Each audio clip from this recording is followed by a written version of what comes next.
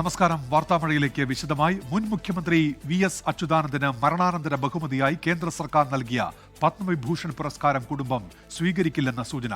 പിതാവിന്റെ ആദർശങ്ങൾക്കും പാർട്ടി നിലപാടുകൾക്കും ഒപ്പമായിരിക്കും കുടുംബത്തിന്റെ നിലപാടെന്ന് മകൻ VA അരുൺകുമാർ പ്രതികരിച്ചു. ഇന്നാണ് ഇത് സംബന്ധിച്ച അറിയിപ്പ് കേന്ദ്ര ആഭ്യന്തര മന്ത്രാലയത്തിൽ നിന്ന് ലഭിച്ചത്. ലഭിച്ച കത്താണിത്. അതാണ് ഞാൻ ഫേസ്ബുക്കിലൊന്ന് ഷെയർ ചെയ്തത്.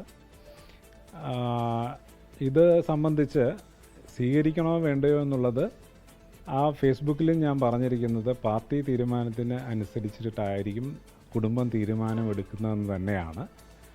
PS-ൻ്റെ കുടുംബം പാർട്ടിയുടെ തീരുമാനത്തിനനുസരിച്ച് തന്നെയായിരിക്കും. അദ്ദേഹത്തിൻ്റെ പാർട്ടി എന്താണോ പറയുന്നത് അതിനനുസരിച്ചായിരിക്കും കുടുംബത്തിൻ്റെ തീരുമാനം ഉണ്ടാകുക. അതുതന്നെയാണ് ഞാൻ ഫേസ്ബുക്ക് പോസ്റ്റിനകത്തും പറഞ്ഞിരുന്നത്. അതിനകത്തൊരു ആംബിഗ്വിറ്റിയുടെ കാര്യമില്ല, ഒരു കൺഫ്യൂഷൻ ഉണ്ടാകേണ്ട കാര്യമില്ല. റിനു ശ്രീധറുണ്ട് തിരുവനന്തപുരത്ത് നിന്ന്. റിനു, ഈ CPIM ഔദ്യോഗികമായി നിലപാട് പറയേണ്ടതുണ്ട്. പക്ഷേ നോക്കുകയാണെങ്കിൽ ഇത്തരത്തിലുള്ള പുരസ്കാരങ്ങൾ സ്വീകരിക്കുന്ന നിലപാടല്ല CPIM-ൻ്റേത്. ഇനി ഔദ്യോഗികമായ അക്കാര്യത്തിൽ CPIM ഈ കുടുംബത്തെ എപ്പോൾ നിലപാട് അറിയിക്കും? റിനു. ഉന്മേഷ, സാധാരണഗതിയിൽ നമുക്കറിയാം ഇത്തരം കേന്ദ്ര ബഹുമതികളൊന്നും തന്നെ സ്വീകരിക്കുന്ന നിലപാട് ഉന്മേഷ് സൂചിപ്പിച്ചതുപോലെ തന്നെ CPM-നില്ല. അത് മുൻകാലങ്ങളിൽ നമ്മൾ കണ്ടതുമാണ്. പക്ഷേ VS-ന് പത്മവിഭൂഷൺ പ്രഖ്യാപിക്കുന്ന ഒരു സാഹചര്യത്തിൽ അത് കുടുംബത്തിന് തീരുമാനിക്കാം, കുടുംബത്തിനൊപ്പം പാർട്ടി നിൽക്കുമെന്നുള്ളതാണ് MV ഗോവിന്ദൻ പോലും അന്ന് പ്രതികരിച്ചത്. പാർട്ടി സെക്രട്ടറിയാണ് പ്രതികരണം നടത്തുകയും ചെയ്തത്. ഇന്ന് അല്പസമയം മുമ്പാണ് VS-ന്റെ മകൻ അരുൺകുമാർ ഒരു സോഷ്യൽ മീഡിയയിലൂടെ, ഫേസ്ബുക്കിലൂടെ ഒരു കുറിപ്പ് പങ്കുവച്ചു. ഇത്തരം ഔദ്യോഗിക പുരസ്കാരങ്ങൾ സ്വീകരിക്കുന്നതുമായി ബന്ധപ്പെട്ട് അദ്ദേഹം പ്രതിദാനം ചെയ്ത പ്രസ്ഥാനത്തിന് വ്യക്തമായ രാഷ്ട്രീയ നിലപാടുകളുണ്ട്. ആ മൂല്യങ്ങളെയും പാർട്ടിയുടെ തീരുമാനങ്ങളെയും ഒരു കമ്മ്യൂണിസ്റ്റ് എന്ന നിലയിൽ അദ്ദേഹം ഇപ്പോഴും മുറുകെ പിടിച്ചിരുന്നു. അതായത് VS പിതാവിന്റെ ആദർശങ്ങൾക്കും പാർട്ടി നിലപാടുകൾക്കും ഒപ്പമായിരിക്കും ഇക്കാര്യത്തിൽ കുടുംബത്തിന്റെ തീരുമാനം. VS-ന്റെ ജനഹൃദയങ്ങൾ ലഭിച്ചിട്ടുള്ള സ്ഥാനമാണിത്, ഏതൊരു പുരസ്കാരത്തെക്കാളും വലുത് എന്നുള്ളതായിരുന്നു ഈ സോഷ്യൽ മീഡിയയിലൂടെ കുറിപ്പായി പങ്കുവച്ചത്. അതിനുശേഷം, അതായത് ഈ പുരസ്കാരം സ്വീകരിക്കില്ല എന്നുള്ള നിലപാടിലേക്ക് തന്നെയാണ് അദ്ദേഹം പോയത്. അതിനുശേഷം മാധ്യമങ്ങളുടെ ഒരു പ്രതികരണത്തിലൂടെയാണ് അന്തിമമായിട്ടുള്ള ഒരു തീരുമാനം എടുത്തിട്ടില്ല. പാർട്ടി എന്തു പറയുന്നു, VS-ന്റെ കുടുംബം പാർട്ടി കുടുംബമാണ്.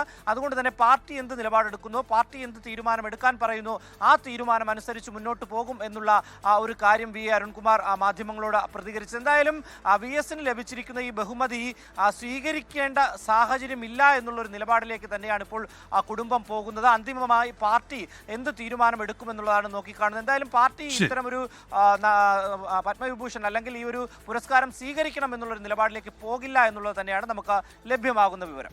ശരി, റിനു ശ്രീധറാണ് തിരുവനന്തപുരത്ത് നിന്ന് വിവരങ്ങൾ നൽകിയത്. മണിപ്പൂരിൽ വീണ്ടും സംഘർഷം. ചുരാചന്ദ്പൂരിലാണ് സംഘർഷമുണ്ടായത്. കുക്കി MLA-മാർ സർക്കാരിന്റെ ഭാഗമായതിനെതിരെയാണ് പ്രതിഷേധം. റോഡ് തടഞ്ഞും റോഡിൽ ടയർ കത്തിച്ചും കുക്കി വിഭാഗത്തിന്റെ പ്രതിഷേധം നടന്നു. വിനീത VG ഉണ്ട് ഇപ്പോൾ ഡൽഹിയിൽ നിന്ന്. വിനീത, ഈ പ്രതിഷേധം ഇപ്പോഴും തുടരുകയാണോ? നിലവിൽ എന്താണ് സ്ഥിതി വിനീത? ഉന്മേഷ്, ഈ കുക്കി വിഭാഗത്തിന് വലിയ സ്വാധീനമുള്ള ചുരാചന്ദ്പൂരിലാണ് പ്രതിഷേധമുണ്ടായത്. ഇന്ന് രാവിലെ മുതൽ തന്നെ കുക്കി സംഘടനകൾ ഇക്കാര്യത്തിൽ പ്രതിഷേധം അറിയിച്ചിട്ടുണ്ടായിരുന്നു. അതായത് കുക്കി MLA-മാർ സർക്കാരിന്റെ ഭാഗമായതിലാണ് അവർ പ്രതിഷേധിക്കുന്നത്. ഒപ്പം തന്നെ ഈ MLA-മാരെ ബഹിഷ്കരിക്കുമെന്നും കുക്കി സംഘടനകൾ അറിയിച്ചിട്ടുണ്ടായിരുന്നു. പിന്നാലെയാണ് വൈകുന്നേരം ആ പ്രതിഷേധം വലിയൊരു സംഘർഷത്തിലേക്കൊക്കെ തന്നെ നീങ്ങുന്നതാണ് നമുക്ക് കാണാൻ കഴിഞ്ഞിട്ടുണ്ടായിരുന്നത്. ഈ പ്രതിഷേധക്കാർ നിരത്തിലേക്ക് ഇറങ്ങുകയും വാഹനങ്ങൾ തടയുകയും ചെയ്തു. ഒപ്പം തന്നെ ഈ ടയറുകൾ റോഡിലിട്ട് കത്തിക്കുകയും ഒപ്പം തന്നെ ഇത് തടയാനെത്തിയ പോലീസുകാർക്ക് നേരെ കല്ലെറിയുകയും ചെയ്തതോടുകൂടിയാണ് അത് സംഘർഷത്തിലേക്ക് എത്തിയത്. ഇപ്പോഴും ചുരാചന്ദ്പൂരിലെ പല മേഖലകളിലും സംഘർഷഭരിതമാണെന്ന് തന്നെയാണ് നമുക്ക് അറിയാൻ കഴിയുന്നത്. വാഹനങ്ങളൊക്കെ തന്നെ ഏറെ നേരം നിരത്തിലേക്ക് അവർ തടഞ്ഞിട്ടുണ്ടായിരുന്നു. പ്രതിഷേധം അവസാനിപ്പിക്കണമെന്നും ഈ സുരക്ഷിതമായി തിരികെ പോകണമെന്നും ഒക്കെ തന്നെ പ്രതിഷേധക്കാരോട് സുരക്ഷാ സേനയൊക്കെ തന്നെ ആവശ്യപ്പെട്ടിട്ടുണ്ടായിരുന്നു. പോലീസ് ഉൾപ്പെടെ ആവശ്യപ്പെട്ടിട്ടുണ്ടായിരുന്നു. പക്ഷേ എങ്കിൽ പോലും ഈ പോലീസുകാർക്ക് നേരെ കല്ലെറിയുന്ന അടക്കമുള്ള പ്രവർത്തനങ്ങളാണ് ഈ പ്രതിഷേധക്കാരിൽ നിന്നൊക്കെ തന്നെ ഉണ്ടായത്. പുതിയ സർക്കാർ കഴിഞ്ഞ ദിവസം അധികാരത്തിലെത്തിയതിന് പിന്നാലെയാണ് ചുരാചന്ദ്പൂരിൽ വീണ്ടും കുക്കി വിഭാഗം പ്രതിഷേധവുമായി രംഗത്തെത്തിയിരിക്കുന്നത്. വിനീത VG ഡൽഹിയിൽ നിന്ന്. എയിംസ് സ്ഥാപിക്കാൻ സംസ്ഥാനം നിർദ്ദേശിച്ച സ്ഥലത്ത് സാധ്യതാ പഠനം നടത്താൻ കേന്ദ്രത്തിന് ഹൈക്കോടതിയുടെ നിർദ്ദേശം. സംസ്ഥാന സർക്കാർ പ്രതിനിധികളുമായി ഏകോപിപ്പിച്ചുകൊണ്ടാവണം പഠനം നടത്തേണ്ടത്. കേന്ദ്ര ആരോഗ്യ കുടുംബക്ഷേമ മന്ത്രാലയം ഇക്കാര്യത്തിൽ സത്യവാങ്മൂലം സമർപ്പിക്കണം എന്നാണ് ഹൈക്കോടതിയുടെ നിർദ്ദേശം. വിഷ്ണു സുരേഷ് കൊച്ചിയിൽ നിന്ന് ചേരുന്നുണ്ട്. വിഷ്ണു, എന്താണ് ഇപ്പോൾ കോടതി വ്യക്തമാക്കിയിരിക്കുന്ന കാര്യങ്ങൾ? എയിംസുമായി ബന്ധപ്പെട്ട ഹർജിയിൽ ഇപ്പോൾ ഹൈക്കോടതിയുടെ ഇടപെടലാണ് ഉണ്ടായിരിക്കുന്നത്. ഇക്കാര്യത്തിൽ സത്യവാങ്മൂലം നൽകണം എന്ന കേന്ദ്ര സർക്കാരിന് ഹൈക്കോടതി നിർദ്ദേശം നൽകുകയാണ്. വിഷ്ണു സുരേഷ് ചേരുന്നുണ്ട്. വിഷ്ണു, വിവരങ്ങൾ എന്തൊക്കെയാണ്?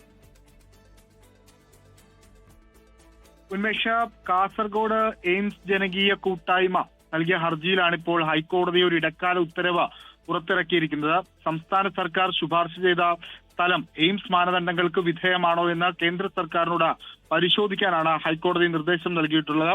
കേന്ദ്ര സർക്കാർ ഫെബ്രുവരി 25-നുള്ളിൽ ഇതുമായി ബന്ധപ്പെട്ടുള്ള മറുപടി നൽകണം. ഈ കാലയളവിനുള്ളിൽ സാധ്യതാ പഠനം നടത്താനും കേന്ദ്രത്തിന് നിർദ്ദേശമുണ്ട്. സംസ്ഥാന സർക്കാർ ശുപാർശ ചെയ്ത സ്ഥലത്താണ് കേന്ദ്രം സാധ്യതാ പഠനം നടത്തേണ്ടത്. കോഴിക്കോടാണ് ആ സ്ഥലം ഉള്ളത്. നമുക്കറിയാം, കഴിഞ്ഞ ദിവസങ്ങളിലൊക്കെ എയിംസുമായി ബന്ധപ്പെട്ട് വലിയ വാദപ്രതിവാദങ്ങൾ രാഷ്ട്രീയ പാർട്ടികളുടെ ഭാഗത്തുനിന്നുണ്ടായിരുന്നു. പ്രത്യേകിച്ച് കേന്ദ്ര ബജറ്റിന് ശേഷം എയിംസുമായി ബന്ധപ്പെട്ടുള്ള ഒരു പ്രഖ്യാപനവും ഉണ്ടായിട്ടില്ല. മുൻപ് കേരളത്തിലുള്ള കേന്ദ്രമന്ത്രിമാർ എയിംസ് വരുമെന്ന് ആവർത്തിച്ച് പറഞ്ഞു. പക്ഷേ ഈ ബജറ്റിലും എയിംസുമായി ബന്ധപ്പെട്ട കാര്യങ്ങൾ ഉണ്ടായിരുന്നില്ല. അതിനിടയിലാണ് ഇപ്പോൾ ഹൈക്കോടതി ഈ വിഷയത്തിൽ നേരിട്ട് ഇടപെട്ടിരിക്കുന്നത്. ഇനിയിപ്പോൾ ഇതിൽ നിർണായകമാകുക കേന്ദ്ര സർക്കാരിന്റെ സാധ്യതാ പഠനവും അതോടൊപ്പം തന്നെ അവരുടെ മറുപടിയുമായിരിക്കും. ഈ സ്ഥലം എയിംസിന് പറ്റിയതാണോ ഇല്ലയോ എന്ന് കേന്ദ്ര സർക്കാരാണ് ഇനി അറിയിക്കേണ്ടത്. ഉന്മേഷം. വിഷ്ണു സുരേഷ്, കൊച്ചിയിൽ നിന്ന്. മേഘാലയയിലെ കൽക്കരി ഖനിയിലുണ്ടായ സ്ഫോടനത്തിൽ 18 പേർ കൊല്ലപ്പെട്ടു. ഖനനത്തിനായി ഉപയോഗിച്ച ഡൈനാമിറ്റ് പൊട്ടിത്തെറിച്ചാണ് അപകടമുണ്ടായത്. ഈസ്റ്റ് ജയന്തിയ ഹിൽസ് ജില്ലയിലെ കൽക്കരി ഖനിയിലായിരുന്നു ഈ അപകടം. മരിച്ചവരിൽ ഏറെയും അസമിൽ നിന്നുള്ള തൊഴിലാളികൾ ആണ്. മേഖലയിൽ രക്ഷാപ്രവർത്തനം പുരോഗമിക്കുകയാണ്. കൽക്കരി ഖനി അനധികൃതമായാണ് പ്രവർത്തിച്ചിരുന്നത് എന്നാണ് വിവരം. സംഭവത്തിൽ മേഘാലയ സർക്കാർ അന്വേഷണം പ്രഖ്യാപിച്ചു. മരിച്ചവരുടെ കുടുംബങ്ങൾക്ക് പ്രധാനമന്ത്രി 2 ലക്ഷം രൂപ വീതം ധനസഹായം പ്രഖ്യാപിച്ചു.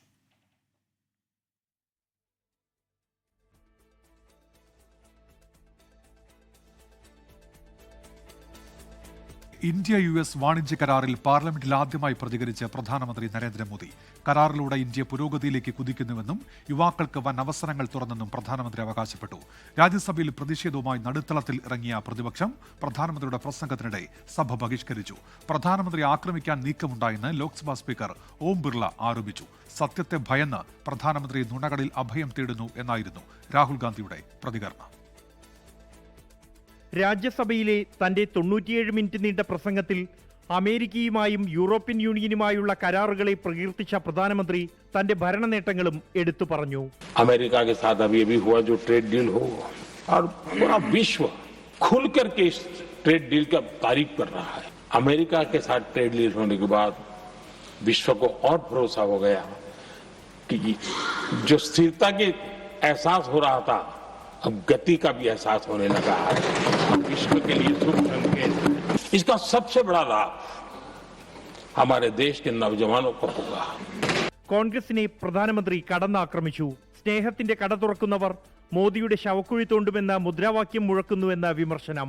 ലോക്സഭയിൽ രാഹുൽ ഗാന്ധിയുടെ പ്രസംഗം തടസ്സപ്പെടുത്തിയത് ചൂണ്ടിക്കാട്ടി നടുത്തളത്തിലിറങ്ങി പ്രതിഷേധിച്ച പ്രതിപക്ഷം പ്രധാനമന്ത്രിയുടെ പ്രസംഗത്തിനിടെ സഭ ബഹിഷ്കരിച്ചു.